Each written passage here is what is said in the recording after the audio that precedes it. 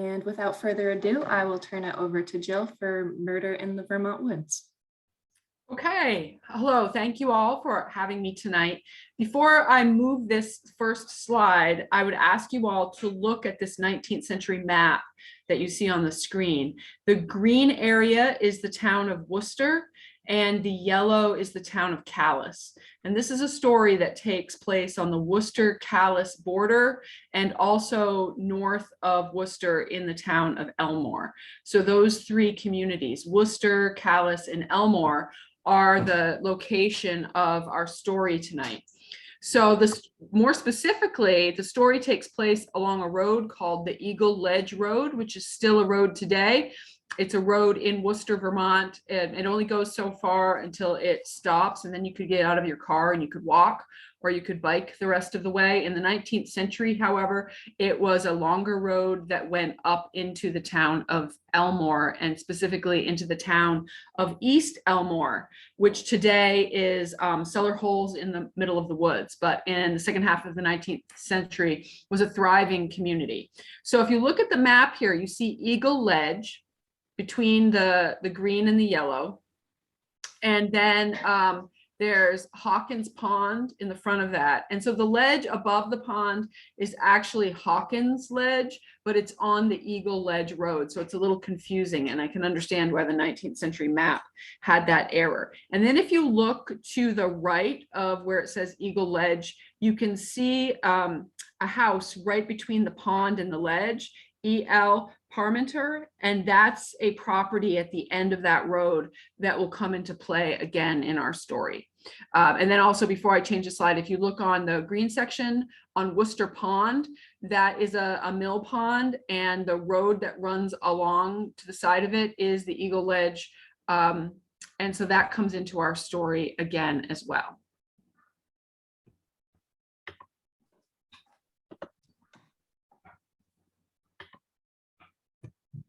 So this is a photo I took of Hawkins Ledge and frozen Hawkins Pond in the middle of winter, a few winters ago before COVID. I went out there with snow on the ground because the murder happened on a snow-covered day, and I wanted to see what the landscape out there looked like with snow on the ground to get kind of the best sense of what the area looked like at the time. It's pretty remote today, and it was pretty remote at the time of the murder, which happened on December 11th, 1878. So, and it's a beautiful body of water, and the ledge above it is where the murder actually happened. So this is a project that took me out of the archives and into the community. It's very much a community project. And all of these people and organizations you see on these two pages were people I pestered, asked for help, consulted with to do this research. And so it's really not a project that I ever could have done without the help of other people in the community. So the murderer was a man named Royal Carr.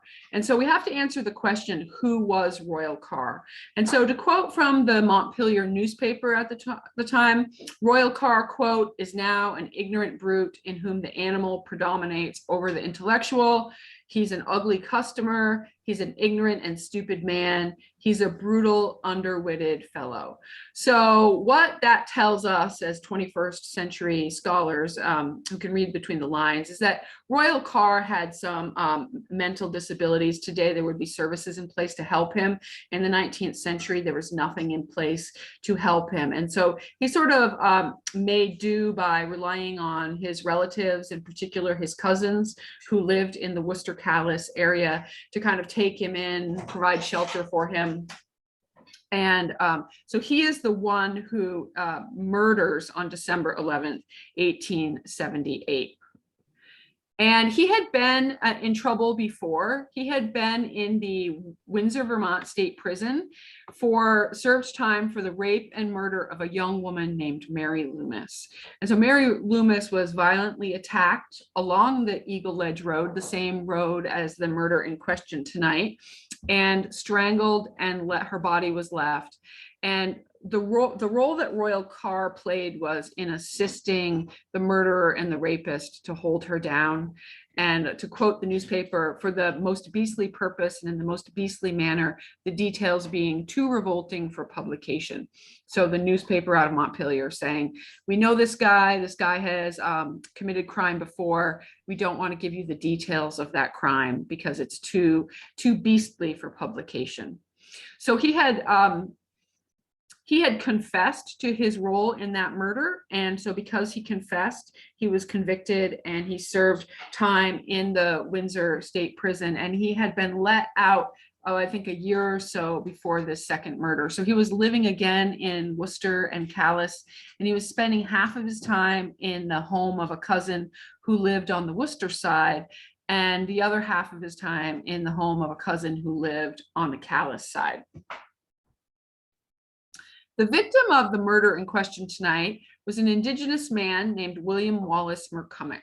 So who was William Wallace McCormick? According to the local Montpelier paper, the Indian was a roving basket maker who eked out a living by fiddling. He was inoffensive and industrious, an athletic vagabond of magnificent physique, more than 6 feet tall, broad-chested, and as straight as an arrow. So he was a known person in the area. He had visited the area before, and he was the victim of this murder on a Wednesday after lunchtime, December 11th, 1878. The newspaper continued, besides the girl, because he was in Vermont with a young woman named Hattie, besides the girl, he brought with him a hand cart containing his housekeeping utensils, a dog, a gun, and a fiddle. So that tells us, those are little clues. What did he have? He had stuff to set up housekeeping. He had a dog, he had a gun, and he played the fiddle. So this is another example of the report of the murder. And this one is actually out of Morrisville, the other end of Elmore. This is a Morrisville report of the murder. So the first thing I wanted to do as a historian who was leaving the library, leaving the archives and going out into the community to kind of retrace the steps of this murder was to try to figure out the town of East Elmore, Vermont, because that's where William Wallace McCormick and the young woman he was with, Hattie Kenny, that's where they were living at the time of William Wallace McCormick's murder.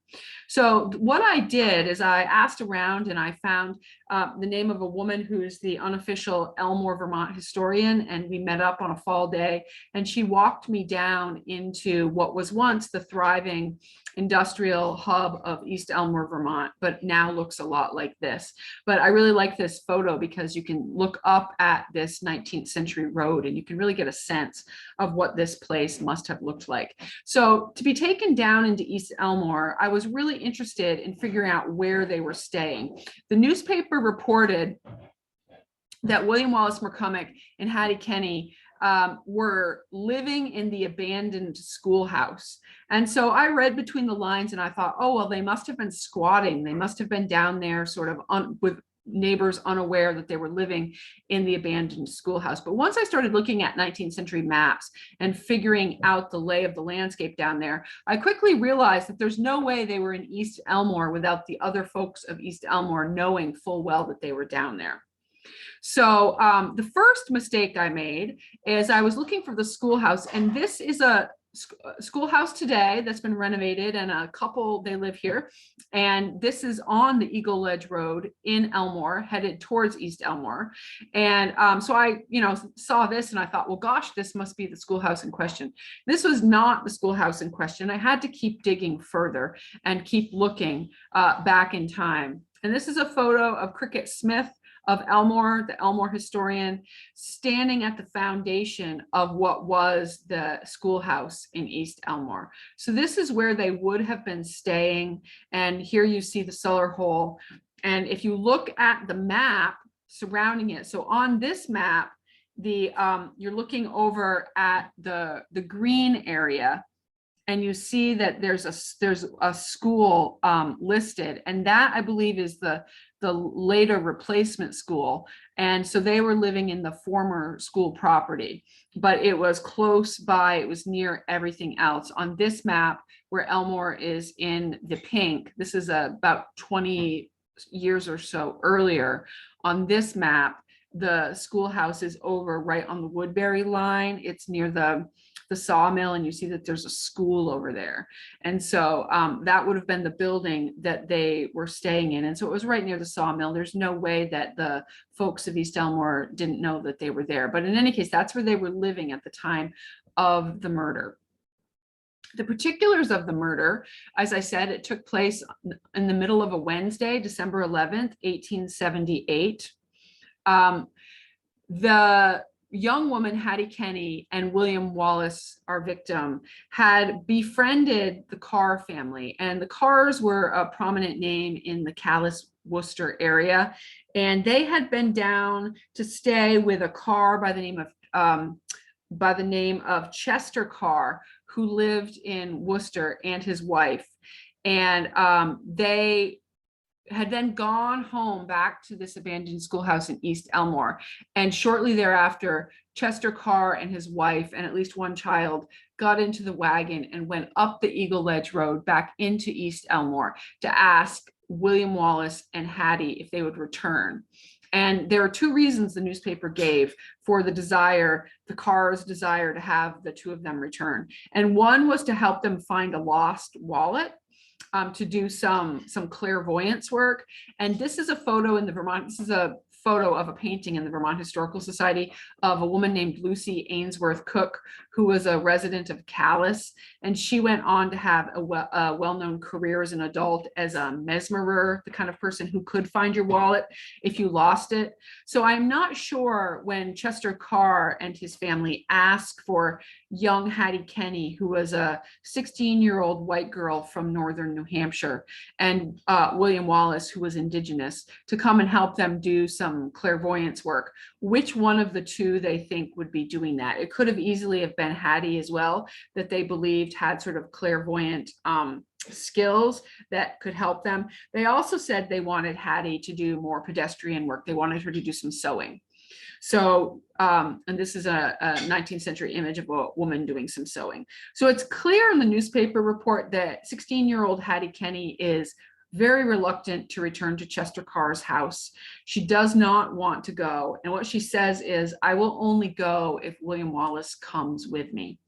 So William Wallace agrees to go, and he says, well, Hattie, you get in the wagon and you ride with them down Eagle Ledge Road back to Chester Carr's house in Worcester, and I'll go with my gun and the dog, and I'll meander through the woods and I'll hunt as I go, and I'll meet you at Chester's house. So when he says that he will go, she agrees to go with Chester Carr and his wife. So the next question I had is, where was this property? Where was this destination point? And I had to reach out to the people of Worcester to ask. And so on this map, you can see down in the right-hand corner, you see that body of water again.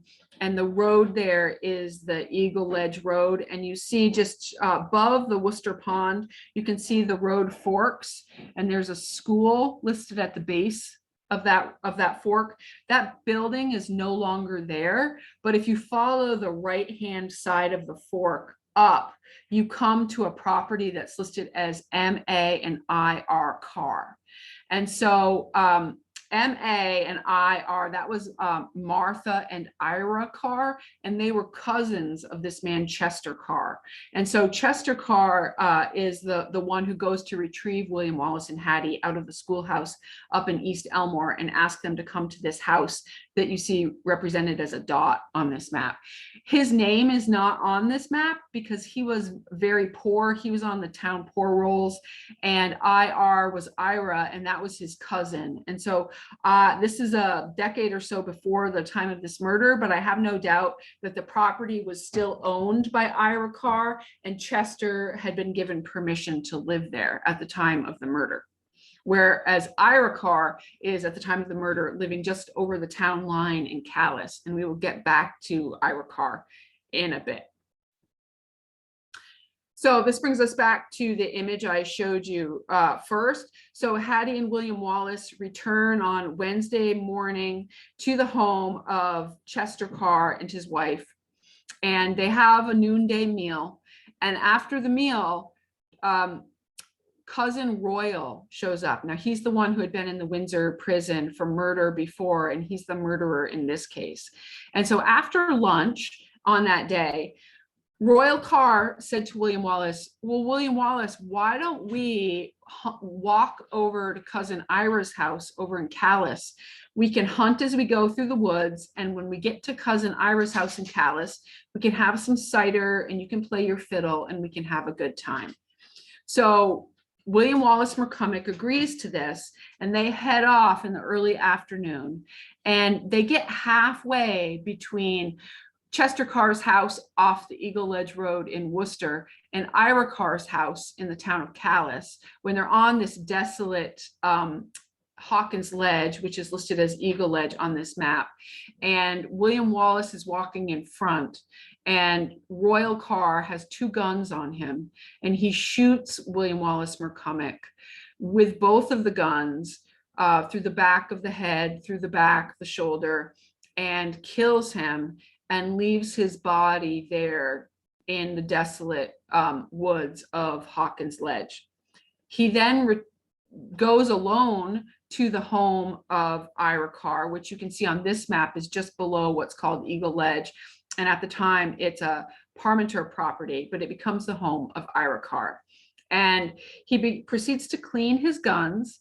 And he says to Ira Carr's adult son, who's living in the house, he says, what would happen if 2 men entered the woods, but only 1 man came out? And he's told, well, the man who came out would probably have a lot of answering to do. So the next morning is a Thursday. And on Thursday morning, Royal Carr makes his way alone, retracing his steps from the day before, back onto Hawkins Ledge, where he covers the body of William Wallace McCormick, which had been left out all night in the woods. And he shoots William Wallace's dog. If you remember the report from the newspaper, William Wallace was in Vermont with Hattie Kenny, with his fiddle, with his gun, with his dog, with his housekeeping utensils.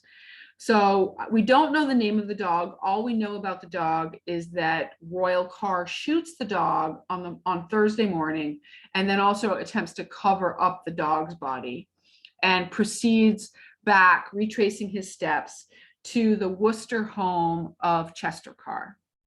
And when he arrives there, Hattie is there, and she's absolutely frantic because William Wallace did not come home the night before, and she knows that something is terribly wrong. And according to one account, Royal Carr starts in on her almost immediately, saying things like, Hattie, I'll take better care of you. William Wallace didn't treat you right. You know, he was so handsome. You know, he liked other women. You know, he's run off. You know, he's not going to be here for you, but I'll be here for you. And cousin Chester will be here for you. And we'll take good care of you. And you should stay with us. And Hattie is just frantic.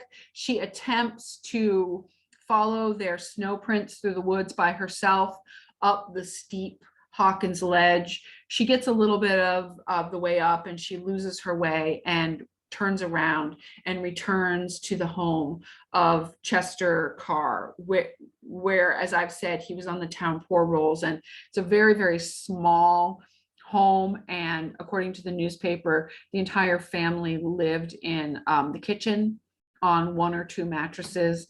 And so this is where Hattie is kind of stuck while she knows that something has happened to William Wallace. So that's Thursday, December 12th. And then by Friday, Royal had kind of confessed to his cousin Chester Carr that he had killed William Wallace McCormick. And here's where, in the trial that followed, the lawyers became very interested in Chester Carr's role in this murder and Chester Carr's intentions. And there's one school of thought that Chester Carr was kind of the mastermind of this whole thing, and that he wanted Hattie Kenny for himself. And he kind of put his cousin Royal up to it and suggested that Royal take William Wallace McCormick hunting in the woods. and get rid of him while they were hunting in the woods. And I tend to agree with that interpretation, that Chester Carr was very much implicated in this murder, although he never is convicted for the murder. It's Royal Carr, who did the actual shooting, who returns back to the Windsor State Prison for this murder. So by late in the day on Friday, December 13th, there's an entourage of the town fathers of Worcester and the town fathers of Calais and some legal personnel who have come up from Montpelier.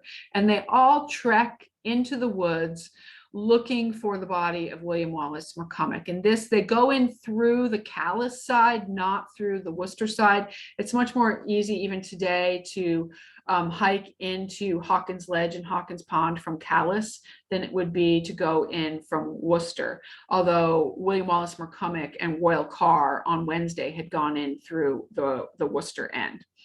They find the body as it's getting dark on Friday, and they decide it's too late and it's too remote to pull the body out, and they're going to come back on Saturday morning.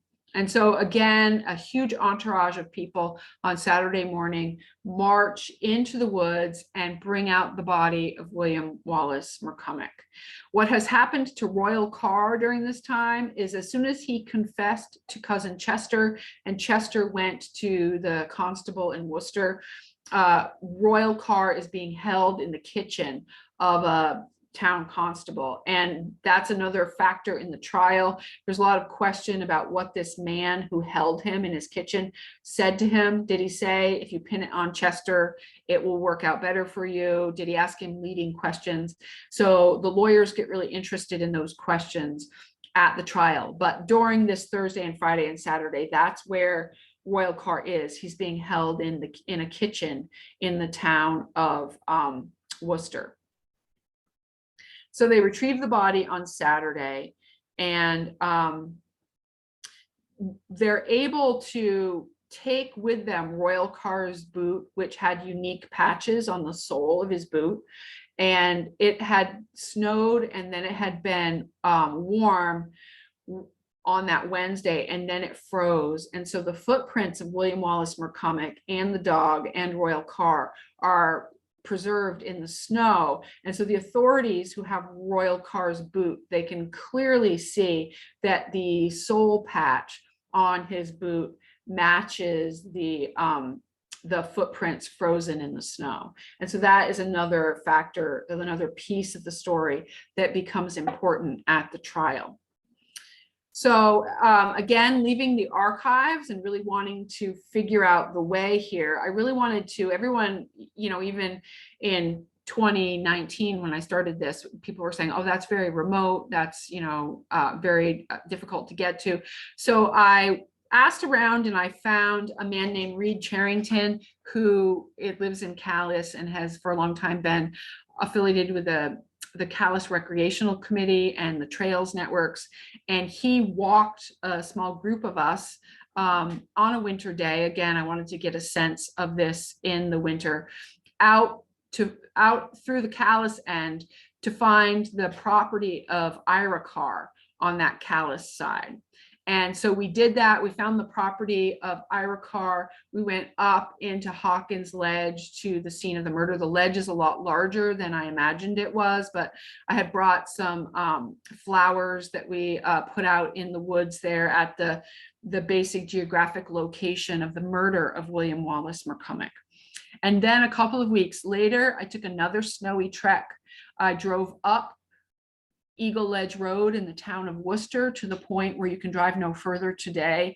And then I snowshoed up, and I found, if you remember that map I showed you with the fork in the road with the school at the base of the fork, and the property where Chester Carr was living at the time of the murder was up the right-hand side of the fork. We snowshoed up that right-hand side of the fork, which is very well maintained in the winter for snowmobiles. And there were a lot of hunting camps up there, and it just so happened that it was a Saturday and a lot of people were at their hunting camps. So I was able to stop and ask a lot of questions, and people had great topographical maps and things. And I just include this photo of a man's hunting camp ceiling because he has all these nests on his ceiling, which I thought was really neat. But we were able to find the cellar hole which was the place where William Wallace McCormick and Hattie were staying with Chester Carr and family. And so this is the cellar hole of that little dotted property on that map, that on the map is listed as MA and IR Carr on the Worcester side. So once I had trekked out into the woods for this trek, I had pieced together this is point A, so the point of departure after that noontime meal on Wednesday, December 11th. And then I had found the cellar hole of the destination, point B, the home of Ira Carr over in Calais. And I was really interested to know exactly how they went, how they got from point A to point B, because that would reveal a little bit about where on Hawkins Ledge the murder may have happened, on the higher parts of Hawkins Ledge, on the lower parts of Hawkins Ledge. So here's a topographical map here, and you see Hawkins Pond list and Worcester Pond also on this map. And the circled area is Hawkins Ledge, and the X there is destination A. And one idea is they took that purple route, which is basically across the doorstep of destination A, and dipped down and then over, which is, after talking to lots of folks, is what we kind of decided probably happened. Although one person said if you walk up a little bit from destination A, which would be the red mark, there's an easier kind of trail if you hike up and then down and over into Calais. So that was another interesting bit of the research that's not anything I have a lot of prior experience with as a historian in the archives, looking at kind of topographical maps and trying to retrace somebody's footprints in 1878. So what happened to William Wallace's body after they brought it out of the woods on that Saturday morning? So the town fathers of Calais and Worcester decided that the body was found in the town of Calais, not Worcester. So that meant that his body became the responsibility of the town of Calais. So the town of Calais, in the town clerk's office, they still have the record of it. They paid for a casket, they paid for a funeral robe, and they paid for a hearse, a wagon, to take the body to the Worcester Cemetery. And they paid, I believe it was $2.50 for a burial plot in the Worcester, Vermont cemetery. So that was relatively easy part to answer. One thing that was easy about that research is that, unlike a lot of Vermont towns that have always had a lot of little cemeteries, the town of Worcester has really only had that one cemetery that they still have today that you drive right by if you drive on Route 12 from Worcester up into Elmore. So there's no stone for William Wallace McCormick. So the next thing I did to try to piece together this story was ask around, and I finally was directed to Mr. Paul White, a man in his 90s who was the former cemetery commissioner for the town of Worcester. And he told me, if you go into the cemetery, back in the corner where the land slopes down, there are about 6 or 7 bodies buried back there, and we don't know who they are. So I visited the cemetery, and sure enough, the land slopes down in the back corner. And so this is my best educated guess as to what happened to the body of William Wallace McCormick. And they held a funeral for him in the church. There is a church today on Route 12 in Worcester, but if you know the town of Worcester, you know there's a town hall on the right as you're headed towards Elmore. That building went up in, I think, 1912. And prior to that, there was a church on that foundation. And it was in that church in 1878 that they held the funeral for William Wallace McCormick. They passed the hat to raise funds for young Hattie Kenny. And what happened to Hattie is she returned to Lyman, New Hampshire, to her parents. Her dad was a farmer, and her mom, well, she's the only child, and she returns there. And so she was sent off as the grieving young widow of William Wallace McCormick. So The next piece of the research looked into William Wallace McCormick. So as I was doing this research, the murder goes through the Vermont court system under the name William Wallace McCormick, and the newspapers report him as William Wallace McCormick. And that name McCormick was just bothering me because I couldn't find any reference in any other source to that being a name, any way you spell it. I couldn't find documentation of anybody else by the name of McCormick. But after his murder, one of the newspapers spoke to Hattie, and Hattie told them William Wallace's father was a prominent Indian doctor in Connecticut. So I took her at her word, and I decided to look into that. And so what I ended up finding out is that William Wallace McCormick was actually a man named William Wallace Hazard, and he was a member of the Hazard family, a prominent family with origins in Rhode Island and then into Massachusetts and Connecticut, and that he was a member of the Nipmuc tribe. And how I did that was I took Hattie at her word that William Wallace's dad was a prominent Indian doctor in Connecticut. And I looked in the 1880 census, 2 years after the murder, the Connecticut census, and I found a man named Samuel Hazard, age 65, Indian physician, living with a wife and 2 young sons. And I knew that wife was too young to be William Wallace's mom, because at his time of his murder in 1878, he was about 35 years old. But I said to myself, okay, well, that's his dad probably, and his stepmom, and probably 2 half brothers there. So then I backed up 30 years to the 1850 census in Massachusetts over the border, where I found Samuel Hazard, age 35, so the math works out for his age, again listed as Indian, this time as a shoemaker, with a wife, Mary Hazard, age 26, and William Hazard, age 7. In that age 7, if you do the math on that, that works out to be the correct age of our William Wallace McCormick. So then I started following this person through the records that exist. And the next place he pops up is in a very controversial document from 1861, when he's 16 years old. It's called the Earl Report, and it was commissioned by the Massachusetts legislature with the intention of sort of documenting the Native people in the state of Massachusetts. And today the Earl Report is very controversial because based on Earl's report in 1861, some Indigenous people were left off of that historical record. Others were included in the historical record. But in any case, for our purposes, William Hazard is a 16-year-old in the Earl Report. He's listed, his name comes right after his father's name. His father is in a town in Worcester County, Massachusetts, which is a home of the Nipmuc people. And young William Wallace, though, doesn't live with dad. He is an inmate in the Worcester Hospital for the Insane. So then you have to ask yourself, what was 16-year-old William Wallace Hazard doing living at the Insane Hospital at age 16? And we can't really answer that question. We can't know. I looked for records. The short answer is there probably are no records. And even if there were records, they would be sealed. But then you can ask yourself, well, why did 16-year-old, what we would call teenagers today, end up institutionalized in the 19th century? And they can be institutionalized for lots of reasons. And one reason could be masturbation. And so, we just can't know why 16-year-old William Wallace Hazard was institutionalized or what he was doing there. This is a photo from the Worcester Hospital for the Insane of people making baskets, which was thought to be sort of an uplifting, sort of good industrial use of their time that would be therapeutic. And we know that when William Wallace McCormick is in Vermont, one of the things he's doing is he's selling baskets.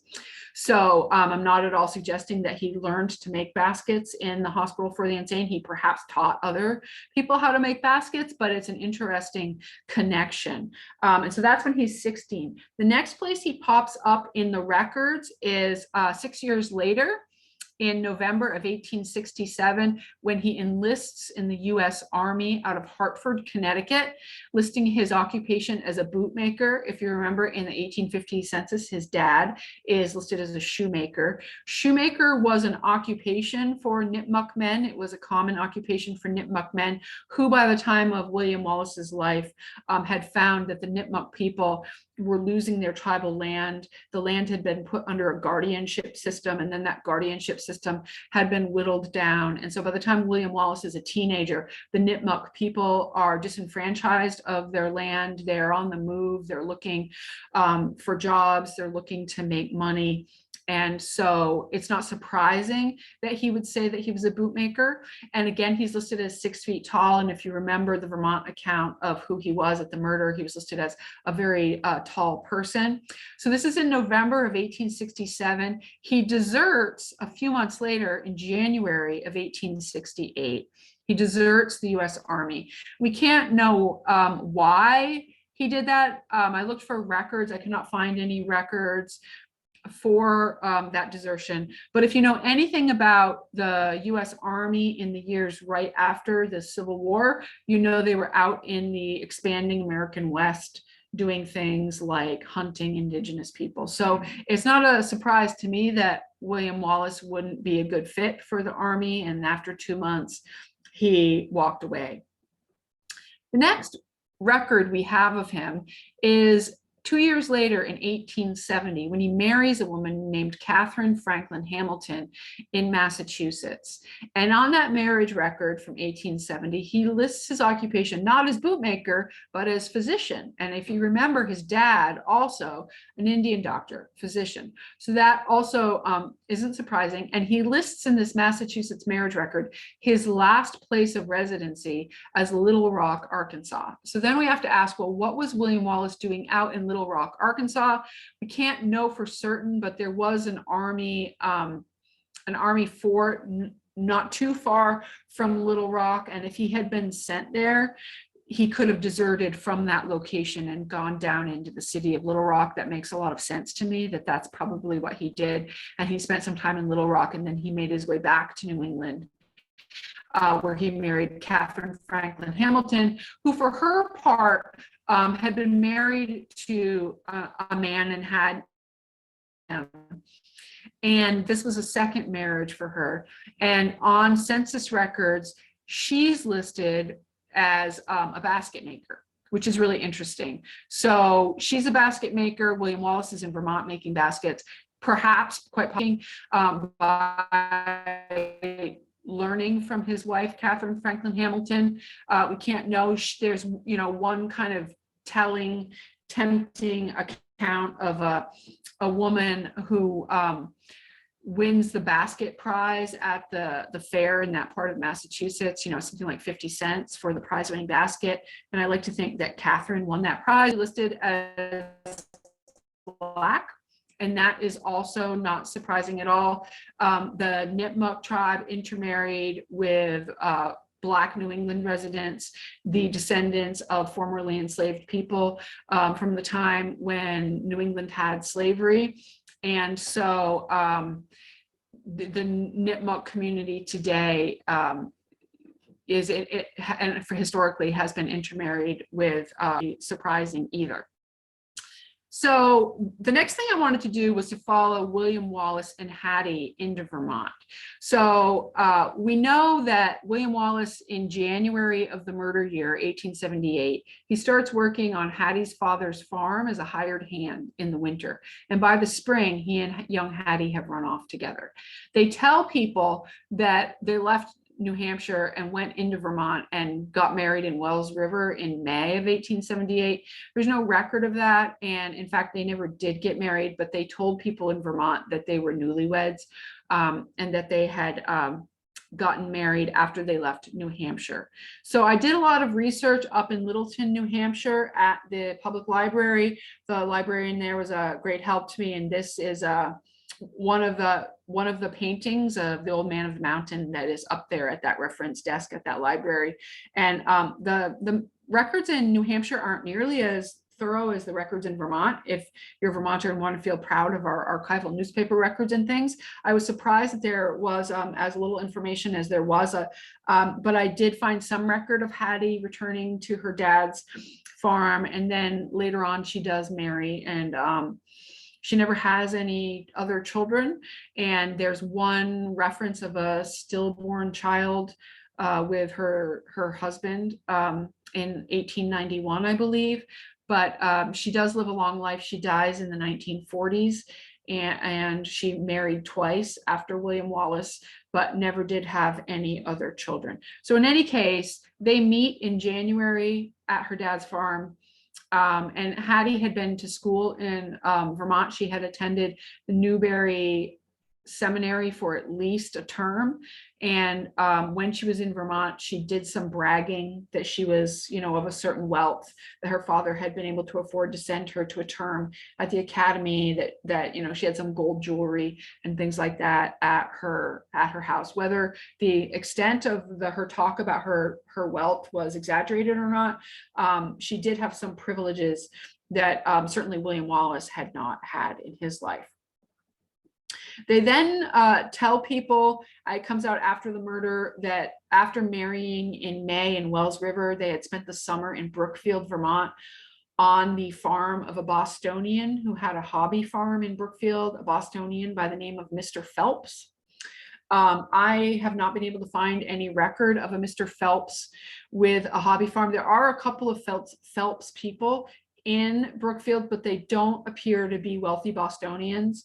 But again, this is one of those things, it could be lost in translation. It could have been a different Vermont town where they summered, or it could be a different name and not Phelps. But after the murder, it's said that they spent the summer working on a farm in Brookfield, and then by fall, they are in the town of Montpelier. I wish I knew where in Montpelier they were living before they go up to East Elmore to the abandoned schoolhouse.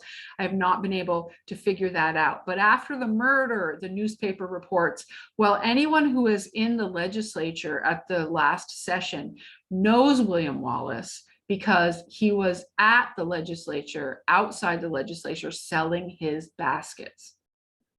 So here's a photo of the Vermont State House from 1870. And this is a photo from the Connecticut Historical Society of a typical Nipmuc style basket. They tend to have sort of that pressed stenciling, floral designs, and sometimes the weaves are painted different colors. And, I like to imagine that in Vermont, there's a basket like this that was passed down through a Vermont family where somebody's great grandfather served in the legislature, and, the basket got passed down. But there's a lot of sort of imagining with this research project where I have to be kind of content with the inability to have the answers. We're not going to have every answer, but so we know he's murdered in early December. So the newspaper says he was at the legislature. So then you have to ask, when did the legislature meet in 1878? And the answer to that is the month of October. So 2 months before his death, he's in Montpelier and he's selling his baskets at the State House. And this is a interesting account from the Montpelier newspaper from September of 1878. So that same fall, of another Hazard, George Hazard, not William Wallace Hazard, who again was not going by Hazard in Vermont. He was telling people that his name was McCormick. And we don't know why. That could have been because he deserted the army and he went under a pseudonym. I mean, that's another thing, we'll just never know. And this is typical, this is from the Green Mountain Freeman, which is ironic because that was the big anti-slavery abolitionist newspaper out of Vermont before the Civil War. And this account of this aged man having a wagon accident on the railroad in Montpelier is filled with just sort of, racial stereotypes and portraying him in a derogatory kind of like a comic comedic way that's having him speak in dialect and all kinds of things. But if you read between the lines here, you read that, oh, well, there was a Black man named George Hazard in the town of Montpelier in the fall of 1878. Did he know William Wallace Hazard? Did he not know him but bump into him? And if he did bump into him, would the two men have talked and realized that maybe they have some distant relatives in common? If you talk to the Hazard family historian, a woman who helped me a lot with this research, you'll be told that the Hazards are Nipmuc, but not all Hazards are Nipmuc. The Hazards come from two enslaved people who were enslaved by a man named Hazard in Rhode Island in the early colonial period, and their descendants carry the name Hazard. And so Hazard is a common name among Black New Englanders, sometimes with one Z, sometimes with two Zs, and then some of the Hazards are also Indigenous. So that's an interesting kind of clue from the newspaper from September. Another thing I wanted to do in this research was find what happened to Royal Carr, the murderer. So he spends a lot of time in the jail in Montpelier before he is relocated, before the trial, and then after the trial, he goes back to the Windsor State Prison. This time he's not going to be released from the Windsor State Prison. He hangs by the neck until dead in the courtyard of the Windsor State Prison in April of 1881 for the crime of murdering William Wallace McCormick. So I went down to Windsor, and this very nice man took me around.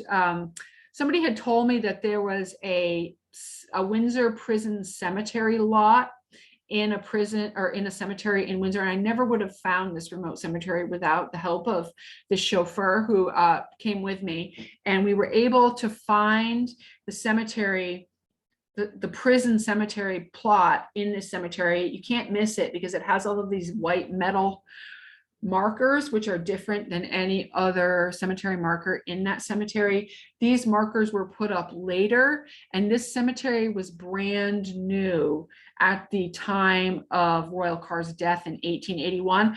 I really think that his body is here in this plot, but there is no white marker with his name on it. Nobody came, no family members came to retrieve his body.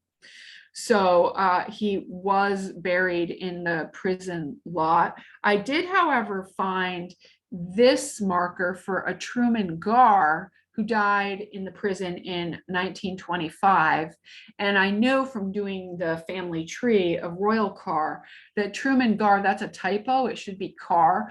Truman Carr was the much younger half brother of Royal Carr, who goes to the Windsor prison for brutally mutilating livestock, cows in a field in the town of East Elmore.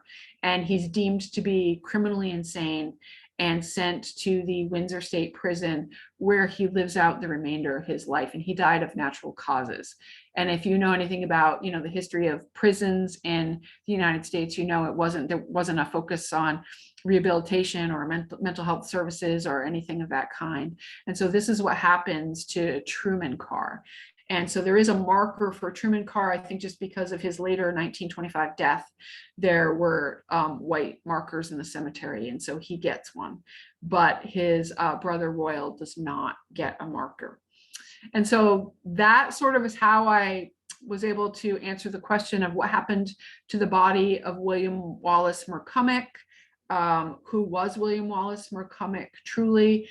What happened to Hattie after the murder? She went on to live a long life. What happened to the murderer, Royal Carr? He hangs for the crime. What happened to Chester Carr, the accomplice, the one who a lot of people think put Royal Carr up to it? Well, Chester Carr, within a week of the murder, skedaddles over the border to Quebec and is listed in the newspaper as location unknown, but you can actually find him in the census records. He's just right there. I mean, you could throw a rock at him from the Vermont side. He's just right there, but he's not willing to come back down into Vermont, which I agree with the people who say that that's probably a good clue that he was very much involved in this murder. And then his descendants do come back down into Vermont, and he has children and grandchildren and great-grandchildren who live in different communities in northern Vermont. So this is a really fun project to do, really interesting, and definitely was a community kind of a group effort, and took me out into the landscape and using the landscape as a historical source, and looking for clues, and having to come to terms with telling the story of people who really aren't fully documented in the historical record. And when that's the case, you can't always get the answers that you're after, and you have to kind of resign yourself to getting what you can, and being happy enough with that. And so on that note, I'll leave you with this sunny picture of a rock outcropping on Hawkins Ledge off the Eagle Ledge Road in the town of Calais. And I'd be happy to answer any questions that you have.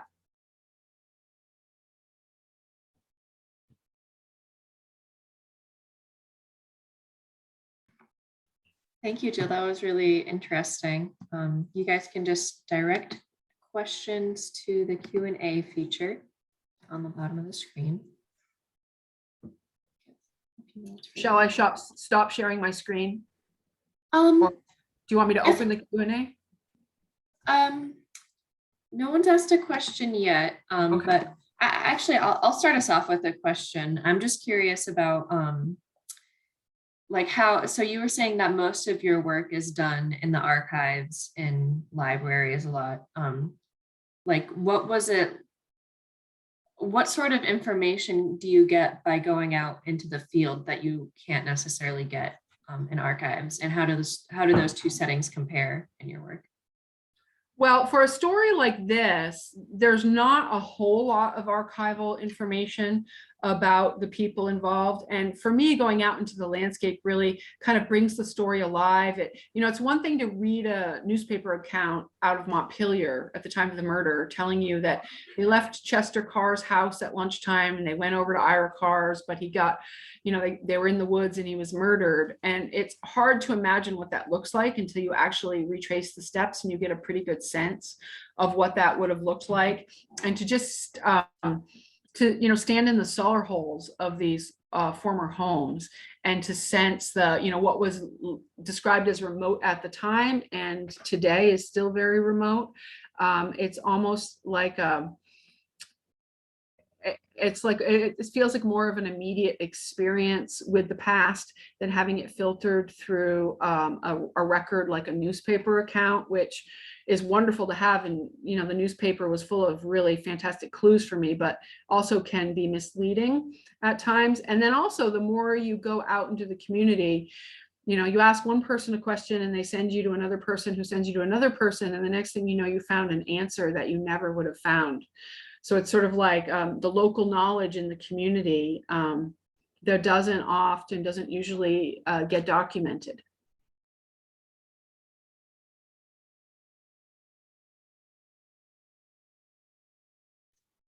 Oh, I think you're muted, Eileen. Sorry. Thank you. We have another question here from Dia Devlin. They ask, why do you think Royal and Chester murdered William? Well, the theory at the trial was that they wanted sexual access to Hattie Kinney, and I think that checks out. Absolutely. There's obviously, racism involved in that. And you have to remember William Wallace McCormick is a Nipmuc. So to appearances, he may have appeared Black. And there's one account where Chester is frustrated and refers to him as, that N-word Indian. So there's certainly racism motivating the murder, but I think the immediacy of it is they want sexual access to Hattie Kinney, and they decide that if they get rid of him, who, she obviously loves him and he's taking care of her, and they figure if he's out of the picture, she doesn't have any family around here, and we'll coerce her to stay with us. And if William Wallace had been a low-income white person who had been a farm laborer who ran off with Hattie, would they have felt emboldened in the same way to murder him? Possibly not. So race obviously factors into it, but it's a story about sort of the danger that Hattie was put into. And you could just sense it in the account of when they go back up there that day to ask her to come back to do some sewing and to do some clairvoyance for them. It just comes right through the newspaper. She's completely freaked out. She does not want to go.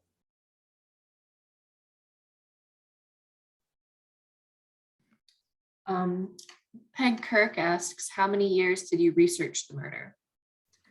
About a year or so. I did the bulk of it in I think it was 2019, the year before everything shut down, when I trekked out into the woods and I was able to go to the state archives and look through their records and things like that.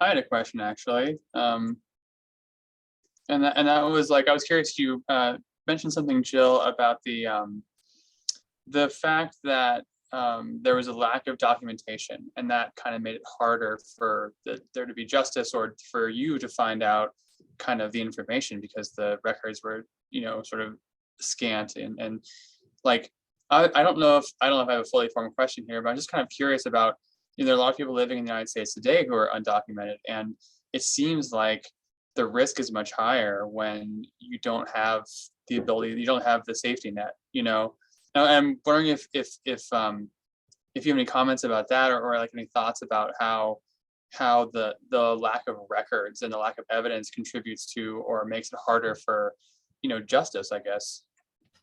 I mean, well, yeah, as a historian, I can understand today people not wanting to be documented and all of those issues. As a historian, like most historians, I love the federal census. So, without the federal census, what would we historians do? We would be stuck. There would be so many things we would never, ever be able to figure out. But you're right. I mean, people who are documented in 100 years, people will be able to retrace my family tree, figure out where I was living in 2022. In a way that other people who are undocumented, you won't in 100 years be able to retrace their stories with that much detail. And that's a tremendous loss, because they obviously have rich stories to share with us. And so that's where other sorts of historical records, oral histories, maybe, there's a field of history called ethnohistory, which studies the lives of people we think of maybe as forgotten, or people who fall through the documented records. And so one thing that ethnohistorians will do is talk to the descendants and say, I'm researching your great great great grandmother from 1880. What do you know about her? And lacking any other records from the time period, you listen to what the descendants say and you use that as source material.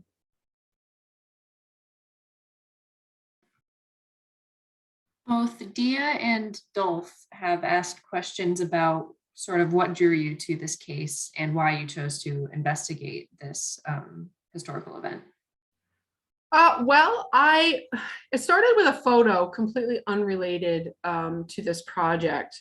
And because of a photo that I had seen, I was looking around for Indigenous references from this time period. And I was doing a word search, and I just stumbled across this reference to the murder of, the quote Indian in Worcester, Vermont. And I'm from, the Washington, Lamoille County area. And I thought to myself, what's that murder? I don't remember that murder. I've never heard of that murder. So I just became curious and I started digging into it. And one thing led to another. Yeah. So I kind of stumbled on it, I guess you could say.